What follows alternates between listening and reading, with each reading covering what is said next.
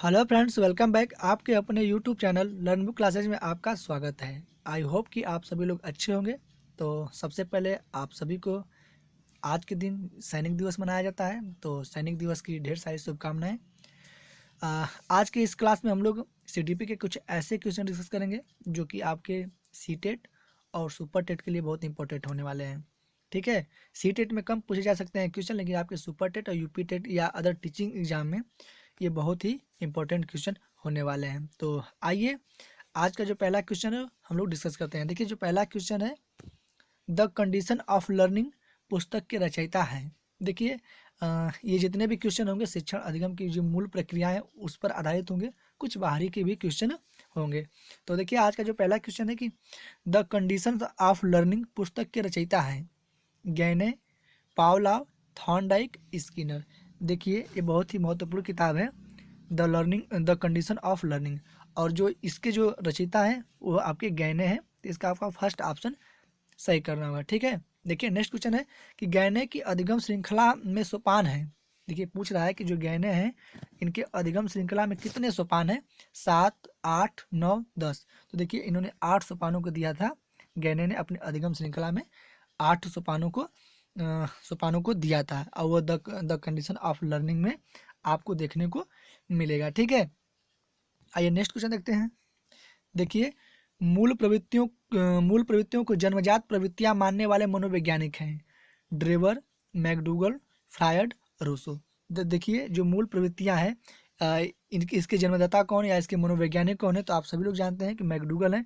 इन्होंने मूल प्रवृत्तियां की मनोवैज्ञानिक है, ये मूल प्रवृत्तियां के मनोवैज्ञानिक है, और इन्होंने 14 मूल प्रवृत्तियां दी थी। ठीक है, देखिए नेक्स्ट क्वेश्चन में कि मैकडूगल के अनुसार कुल मूल प्रवृत्तियां होती है। देखिए, मैकडूगल के अनुसार जो जितनी मूल प्रवृत्तियां होती है वो 14 होती हैं। आपको मैं अभी पहले ही क्वेश्चन में बताया था कि मैकडूगल ने 14 पर मूल प्रवृत्तियां दिए थे। और देखिए, नीचे वाले क्वेश्चन में पूछा गया है कि मैकडूगल के अनुसार कुल मूल प्रवृत्तियां कितनी है, तो वह 14 है। ठीक है, नेक्स्ट क्वेश्चन देखा जाए। देखिए, पलायन पलायन नामक मूल प्रवृत्ति से जुड़ा क्रोध है भय, क्रोध, घृणा और विषाद। देखिए, जितने भी मूल प्रवृत्तियां हैं उससे संवेग जुड़े हैं। ठीक है, जितने भी मूल प्रवृत्तियां हैं उससे संवेग जुड़े होते हैं। तो देखिए, पलायन नामक मूल प्रवृत्ति जुड़ा है किस संवेग से, भय, क्रोध, घृणा और विषाद। देखिए, जो पलायन है वो आपके भय से जुड़ा है, तो इसका फर्स्ट ऑप्शन आपका सही होगा। किससे होगा, भय से। ठीक है, देखिए, संवेगों की विशेषता है व्यापकता, शारीरिक परिवर्तन, वैयक्तिकता और उपरोक्त सभी। तो देखिए, जो संवेगों की विशेषता होती है वो व्यापक भी होती है, शारीरिक भी होती है और वैयक्तिकता भी होती है, इसलिए आप इसका डी ऑप्शन लगाएंगे। डी ऑप्शन इसका आपका सही होगा। ठीक है, आइए नेक्स्ट क्वेश्चन देखते हैं। देखिए, नेक्स्ट क्वेश्चन है कि किशोरावस्था में कौन सी मूल प्रवृत्ति जीवन में उथल पुथल मचाती है, जिज्ञासा, काम, सामूहिकता और संग्रह। तो देखिए, किशोरावस्था की बात की गई है और इसमें कौन सी मूल प्रवृत्ति है जो जीवन में उथल पुथल मचाती है, तो ये कौन है, काम है। यह काम है, ऐसी प्रवृत्तियाँ है, मूल प्रवृत्ति है जो कि जीवन में उथल पुथल मचाती है, तो इसका बी ऑप्शन सही होगा। ठीक है, नेक्स्ट क्वेश्चन है कि सीखने के उद्दीपक अनुक्रिया सिद्धांत के प्रतिपादक कौन है। देखिए, बहुत ही इंपॉर्टेंट क्वेश्चन है, उद्दीपक अनुक्रिया के प्रतिपादक कौन है, थॉर्नडाइक, पावलोव, स्किनर, कोहलर। देखिए, ये थॉर्नडाइक महोदय जी हैं, इसका फर्स्ट ऑप्शन राइट होगा। ठीक है, नेक्स्ट क्वेश्चन देखा जाए। देखिए, शिक्षण अधिगम प्रक्रिया का सबसे अधिक मुख्य अंग कौन सा है, शिक्षक, शिक्षार्थी, शिक्षण विधि, इनमें से कोई नहीं।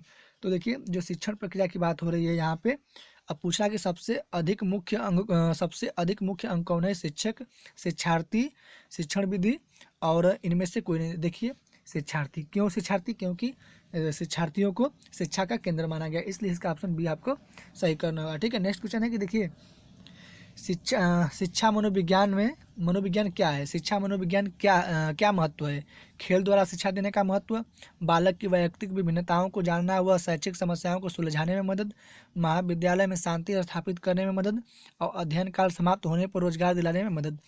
देखिए, शिक्षा मनोविज्ञान का ये महत्व है कि बालक की वैयक्तिक विभिन्नताओं को जानना व शैक्षिक समस्याओं को सुलझाने में मदद करेंगे। शिक्षा मनोविज्ञान का ये अर्थ होता है कि आप क्या करेंगे कि बालक की जो जो जो समस्या है, विभिन्न समस्या, कोई भी समस्या आप उसको जानेंगे और उसको सुलझाने में मदद करेंगे। ठीक है, आइए नेक्स्ट क्वेश्चन देखा जाए।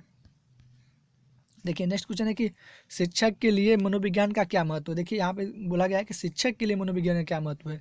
दंड देने में सरलता होती है, कापियाँ नहीं जांचनी पड़ती, बालकों के व्यक्तित्व का पूर्ण ज्ञान प्राप्त कर शिक्षा और बालक के घर का पता आसानी से चल जाता है। देखिए शिक्षक के लिए जो मनोविज्ञान का अर्थ होता है कि वह बालकों के व्यक्तित्व का पूर्ण ज्ञान प्राप्त करता है। ठीक है, तो इसलिए इसका आपको डी ऑप्शन सही करना होगा। ठीक है, नेक्स्ट क्वेश्चन देखा जाए। देखिए शिक्षा की दृष्टि से बालक की महत्वपूर्ण आवश्यकता क्या है। देखिए बालकों के साथ मनोवैज्ञानिक व्यवहार की आवश्यकता, शिक्षा की आवश्यकता, अच्छे भोजन की आवश्यकता और अच्छे पोशाक की आवश्यकता। देखिए तो शिक्षा की दृष्टि से बालक की महत्वपूर्ण आवश्यकता क्या होती है, तो वह होती है बालकों के साथ मनोवैज्ञानिक व्यवहार की आवश्यकता। इसका फर्स्ट ऑप्शन सही होगा। ये अच्छे पोशाक, अच्छे भोजन और शिक्षा की आवश्यकता, इस तीनों ऑप्शन आपके गलत हैं। ठीक है, आइए नेक्स्ट क्वेश्चन देखा जाए। देखिए नेक्स्ट क्वेश्चन है कि शिक्षा को मनोवैज्ञानिक आधार की आवश्यकता क्यों है। देखिए शिक्षा के राष्ट्रीयकरण के लिए, अच्छी पाठ्य पुस्तकों के निर्माण के लिए, अनुशासनहीनता की समस्याओं को दूर करने के लिए और बालक के आंतरिक व बाहरी गुणों का पता लगाने तथा शैक्षिक समस्याओं के समाधान के लिए।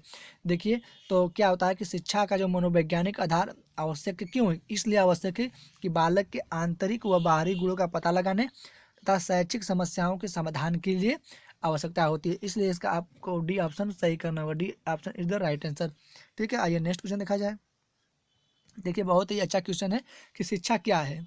पूछा गया है कि शिक्षा क्या है। देखा शिक्षा अध्यापक द्वारा मिलती है, शिक्षा पुस्तकों में होती है, शिक्षा जीवन पर्यंत होने वाला अनुभव व ज्ञान है और शिक्षा धन कमाने की एक उपयुक्त प्रक्रिया है। तो देखिए शिक्षा क्या है, शिक्षा जीवन पर्यंत होने वाले अनुभव व ज्ञान है। तो इसका सी ऑप्शन आपको सही करना होगा।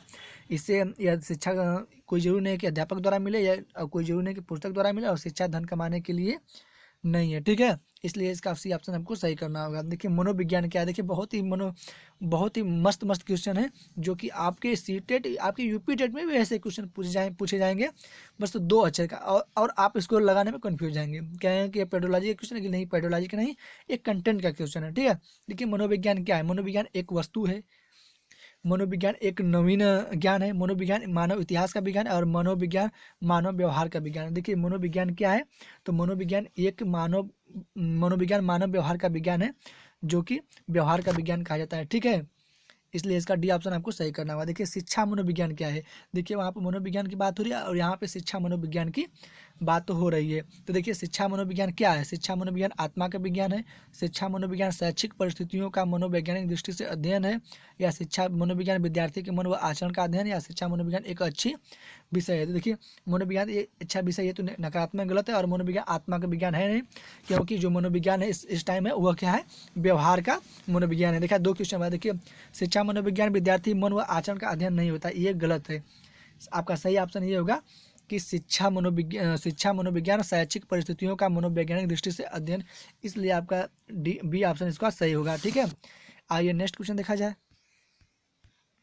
देखिए नेक्स्ट क्वेश्चन है कि शिक्षा मनोविज्ञान का अध्ययन क्षेत्र क्या है। देखिए अब पूछ रहा है कि शिक्षा मनोविज्ञान का अध्ययन क्षेत्र क्या है। देखिए शिक्षा के दोषों का पता लगाना, अध्यापकों की वेतन वृद्धि कराना, शिक्षण संस्थाओं का अध्ययन करना, या शिक्षार्थी की क्रियाओं, शिक्षण विधियों एवं परीक्षण एवं शिक्षण समस्याओं का अध्ययन करना। देखिए शिक्षा के दोषों का पता लगाना ये तो है नहीं, अध्यापक की वेतन वृद्धि करना ये भी नहीं, और शिक्षण संस्थाओं का अध्ययन करना ये भी नहीं। देखिए आपका डी ऑप्शन सही हुआ। क्यों सही हुआ, क्योंकि शिक्षा मनोविज्ञान वह अध्ययन का क्षेत्र यह है कि शिक्षार्थी की क्रियाओं, शिक्षण विधि एवं शिक्षण समस्याओं का अध्ययन करना होता है, शिक्षा मनोविज्ञान का ये अध्ययन क्षेत्र होता है। ठीक है, तो इसका डी ऑप्शन आपको सही करना होगा। ठीक है, नेक्स्ट क्वेश्चन देखा जाए। देखिए आपका दिया गया कि मनोविज्ञान की परिभाषाएं समय समय पर भिन्न भिन्न दी गई, उन्हें सही क्रम में व्यवस्थित किया गया। देखिए चेतना का विज्ञान, आत्मा का विज्ञान, व्यवहार का विज्ञान, उसके बाद मन का विज्ञान। देखिए तो इसका आपको मैं आंसर बता रहा हूँ। पहले इसका एक सीक्वेंस मैं आपको बताता हूँ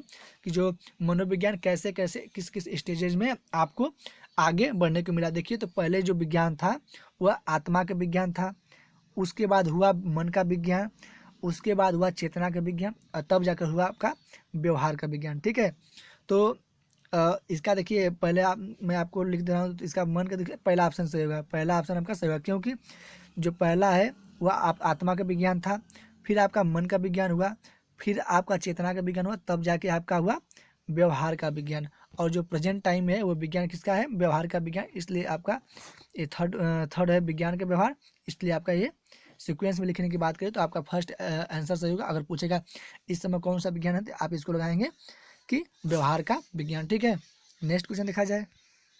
देखिए, प्राचीन भारतीय मनोविज्ञान में मूल रूप से किसका अध्ययन किया गया है? देखिए, प्राचीन भारतीय मनोविज्ञान में मूल रूप से किसका अध्ययन किया गया है? इंद्रियों का, मन का, आत्मा का, अंतःकरण का। देखिए, तो कह रहा है कि प्राचीन भारतीय की बात हुई तो इसमें अंतःकरण का क्या अध्ययन किया गया था? किसका किया गया था? अंतःकरण का। आपका डी ऑप्शन सही होगा। ठीक है, नेक्स्ट क्वेश्चन देखा जाए। देखिए, मनोविज्ञान का दर्शन से सर्वप्रथम किस से अलग किया गया? मनोविज्ञान को दर्शन से सर्वप्रथम किससे अलग किया गया? विलियम जेम्स, वुंट, थॉर्नडाइक और मैकडूगल। देखिए, तो इसको विलियम जेम्स थे, इनको अलग किया गया। ठीक है, नेक्स्ट क्वेश्चन देखा जाए। देखिए, पाश्चात्य देशों में मनोविज्ञान प्रयोगशाला सर्वप्रथम स्थापित की गई। देखिए, पाश्चात्य देशों में मनोविज्ञान की जो प्रथम शाला है स्थापित की थी। वुंट ने, जेम्स सली ने, जुंग ने। देखिए, बहुत ही मजेदार क्वेश्चन है। अगर जब भी प्रयोगशाला स्थापित करने की बात होगी पाश्चात्य देशों में तो वो एक ही वैज्ञानिक है। कौन है? वुंट है। कौन है? विलियम वुंट है। ठीक है, नेक्स्ट क्वेश्चन देखा जाए। देखिए, शिक्षा के क्षेत्र में मनोवैज्ञानिक तथ्यों का विधिवत प्रयोग सर्वप्रथम किसने शुरू किया? देखिए, वैदिक कालीन गुरु प्लेटो ने, पेस्टोलॉजी ने, हर्बर्ट ने। तो देखिए, शिक्षा के क्षेत्र में जो मनोवैज्ञानिक तत्वों का जो विधिवत प्रयोग सर्वप्रथम किया था तो वैदिक कालीन गुरु ने। कौन किया था? वैदिक कालीन गुरु ने। इसके फर्स्ट ऑप्शन इसका सही होगा। ठीक है, नेक्स्ट क्वेश्चन दिखाया है। देखिए, शिक्षा मनोविज्ञान का जनक किसे माना जाता है? देखिए, पेस्टोलॉजी, हर्बर्ट, फ्रोबेल और विलियम जेम्स को। तो देखिए, जो शिक्षा मनोविज्ञान का जनक किसको कहा था? पेस्टोलॉजी को कहा जाता है शिक्षा मनोविज्ञान का जनक। नेक्स्ट क्वेश्चन देखा जाए। देखिए, शिक्षा मनोविज्ञान का अध्ययन सबसे अधिक उपयोग किनके लिए है? शिक्षा आयोजकों के लिए, शिक्षा प्रशासकों के लिए, शिक्षकों के लिए, अभिभावकों के लिए। देखिए, तो शिक्षा मनोविज्ञान का अध्ययन जो सबसे अधिक उपयोगी है वह है आपके शिक्षकों के लिए। किसके लिए? शिक्षकों के लिए। इसलिए आपका सी ऑप्शन सही होगा। ठीक है, नेक्स्ट क्वेश्चन देखा जाए। देखिए, मनोविज्ञान में मनोविश्लेषणवाद विधि का प्रमुख प्रतिपादक कौन था? कह रहा है कि मनोविज्ञान में मनोविश्लेषणात्मक विधि का प्रमुख प्रमुख प्रतिपादक कौन था? देखिए, विलियम जेम्स, वुंट, फैचनर और फ्रायड। देखिए, जो मनोविश्लेषणात्मक वाद जो सिद्धांत दिया था उन्हें फ्रायड ने दिया था। इसलिए आप इसका डी ऑप्शन सही करेंगे। ठीक है, नेक्स्ट क्वेश्चन देखा जाए। देखिए, शिक्षा तकनीकी का मुख्य रूप है। शिक्षा तकनीकी का मुख्य रूप है अभिक्रमित अनुदेशन, शिक्षण तकनीकी, व्यवहार तकनीकी और उपरोक्त सभी। तो देखिए, जो शिक्षा तकनीकी का जो मुख्य रूप है वो उपरोक्त सभी है, क्योंकि अभिक्रमित भी है, शिक्षण तकनीकी भी है और व्यवहार तकनीकी भी है। इसलिए इसका आप डी ऑप्शन सही करेंगे। ठीक है, नेक्स्ट क्वेश्चन देखा जाए। देखिए, नेक्स्ट क्वेश्चन है कि शिक्षण का मुख्य तत्व माना है पाठ्यवस्तु, संप्रेषण दोनों और कोई नहीं। देखिए, बात हो रही है शिक्षण का जो मुख्य तत्व, तो देखिए पाठ्यवस्तु भी है, संप्रेषण भी, इसलिए आप उसको दोनों सही करेंगे, दोनों। ठीक है, नेक्स्ट क्वेश्चन है कि अनुदेशात्मक प्रारूप को कहते हैं प्रणाली विश्लेषण, प्रशिक्षण तकनीकी, पृष्ठपोषण तकनीकी और उपरोक्त सभी। तो देखिए, उपरोक्त सभी, क्योंकि जो अनुदेशात्मक जो प्रारूप होता है इसको प्रणाली भी कहते हैं, पृष्ठपोषण भी कहते हैं और प्रशिक्षण तकनीकी भी कहते हैं। इसलिए आप इसका डी ऑप्शन लगाएंगे। नेक्स्ट क्वेश्चन देखा जाए। देखिए, नेक्स्ट क्वेश्चन है कि अभिक्रमित अनुदेशन का विकास किया B.F. स्किनर, नार्मन ए काउंडर, थॉमस गिलबर्ट, उपरोक्त सभी। देखिए, बात हो रही है अभिक्रमित अनुदेशन की। तो जो इसका विकास था B.F. स्किनर ने भी किया था, नार्मन एड काउडर ने भी किया था और थॉमस गिलबर्ट ने। इसलिए आप इसका डी ऑप्शन लगाएंगे। कौन सा ऑप्शन लगाएंगे? डी ऑप्शन लगाएंगे। इसका D option is the right answer. ठीक है, नेक्स्ट क्वेश्चन देखा जाए। देखिए, पाठ्यवस्तु के प्रस्तुतिकरण का सबसे बोध स्तर होता है। देखिए, पाठ्यवस्तु के प्रस्तुतिकरण का स्तर होता है स्मृति स्तर होता है, बोध स्तर होता है, चिंतन स्तर होता है, उपरोक्त सभी। देखिए, पाठ्य वस्तु की जो प्रस्तुतिकरण की ये तीनों स्तर है, स्मृति स्तर, बोध स्तर, चिंतन स्तर। इसलिए इसका आप डी ऑप्शन लगाएंगे, उपरोक्त सभी। ठीक है, नेक्स्ट क्वेश्चन देखा जाए। देखिए, शिक्षण की मुख्य अवस्था होती है अंतिम क्रियाएं, अंत प्रक्रिया, पूर्व क्रिया और उपरोक्त सभी। देखिए, जो शिक्षण की जो मुख्य अवस्था होती है वो अंतिम क्रियाएं भी होती है, अंत क्रिया भी होती है, पूर्व क्रिया भी होती है। इसलिए आप इसका डी ऑप्शन लगाएंगे, उपरोक्त सभी। ठीक है, नेक्स्ट क्वेश्चन देखा जाए। देखिए, शिक्षण प्रतिमान का मूल तत्व है स्वरूप, लक्ष्य, सामाजिक प्रणाली और उपरोक्त सभी। देखिए, बात हो रही है शिक्षण प्रतिमान का, तो देखिए शिक्षण प्रतिमान में आपके स्वरूप भी शामिल होगा, लक्ष्य भी शामिल होगा, सामाजिक प्रणाली भी शामिल होगा। इसलिए आपका डी ऑप्शन इसको आप सही करेंगे। ठीक है, नेक्स्ट क्वेश्चन देखा जाए। देखिए, बुनियादी शिक्षण प्रतिमान का विकास किया जीन पियाजे ने, B.F. स्किनर ने, रॉबर्ट ग्लेसर ने और गार्डर ने। देखिए, बात हो रही है बुनियादी शिक्षण की, तो इसका जो प्रतिमान जो इसका विकास किया था, देखिए रॉबर्ट गेसलर ने। बहुत इंपॉर्टेंट क्वेश्चन है, बहुत ही डीप क्वेश्चन है। कब ये ऐसे क्वेश्चन पूछा नहीं था, लेकिन ये डीप में आपको पूछा जा सकता है, तो आप इस पर स्टार लगा लीजिएगा, ठीक है। नेक्स्ट क्वेश्चन देखा जाए। देखिए शिक्षण के मुख्य चर हैं छात्र, पाठ्य वस्तु, शिक्षक, उपरोक्त सभी। देखिए शिक्षक के सभी चर हैं, छात्र भी है, पाठ्यक्रम भी है और शिक्षक भी, इसलिए आप इसका उपरोक्त सभी लगाएंगे, ठीक है। क्योंकि शिक्षण के यही तीन अर्थ होते हैं, छात्र, शिक्षक और पाठ्यवस्तु, ठीक है। सक्रिय अनुबंध अनुक्रिया को दिया थार्नडाइक, बीएफ स्किनर, फ्रायड और हल ने। देखिए जो सक्रिय अनुबंधन और अनुक्रिया का सिद्धांत दिया था बीएफ स्किनर ने, इसका भी ऑप्शन आपको सही करना होगा, ठीक है। नेक्स्ट क्वेश्चन है कि शिक्षण सिद्धांत का अधिनियम है क्रियाशीलता, प्रत्यक्षीकरण, अभ्यास और उपरोक्त सभी। तो देखिए शिक्षण जो सिद्धांत है इसका जो अधिनियम है ये क्रियाशीलता भी, अभ्यास भी और प्रत्यक्षीकरण भी, इसलिए आप इसका डी ऑप्शन लगाएंगे उपरोक्त सभी, डी ऑप्शन लगाएंगे उपरोक्त सभी। नेक्स्ट क्वेश्चन देखा जाए। देखो छात्रों की बुद्धि की भूमिका नगण्य होती है। कब नगण्य होती है? जो छात्र होते हैं उनकी जो बुद्धि की जो भूमिका होती है नगण्य होती है, ये कब होती है? बोध स्तर पर, चिंतन स्तर पर, स्मृति स्तर पर और सभी में। देखिए तो आपका स्मृति स्तर पर क्या होती है, छात्रों की जो बुद्धि होती है वो क्या होती है, नगण्य होती है, वो नगण्य होती है छात्रों की बुद्धि। सी ऑप्शन इसका आपको सही करना होगा, ठीक है। नेक्स्ट क्वेश्चन है कि सृजनात्मक शिक्षण का व्यवस्था की जाती है। जो सृजनात्मक शिक्षण का व्यवस्था की जाती है स्मृति स्तर पर, बोध स्तर पर, चिंतन स्तर पर, सभी में। देखिए सृजनात्मकता का शिक्षण का मतलब होता है चिंतन, इसलिए आप इसको सी ऑप्शन लगाएंगे। क्यों लगाएंगे? क्योंकि चिंतन स्तर पर ही शिक्षण का जो व्यवस्था की जाती है, सृजनात्मकता में चिंतन स्तर पर ही व्यवस्था की जाती है, सी ऑप्शन सही होगा।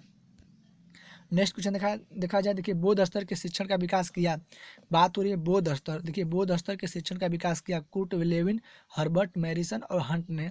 तो देखिए इसका आपको सही ऑप्शन करना होगा सी, क्योंकि जो मैरिसन है इन्होंने बोध स्तर पर शिक्षण का विकास किया। किस स्तर पर किया? बोध स्तर पर इन्होंने शिक्षण का विकास किया, ठीक है। नेक्स्ट क्वेश्चन देखा जाए और आज का अंतिम क्वेश्चन होगा कि देखिए चिंतन शिक्षण स्तर का विकास किया, चिंतन शिक्षण स्तर का विकास किया जॉन डीबी ने, कुट लेविन ने, हल्ट ने और मैरिसन ने।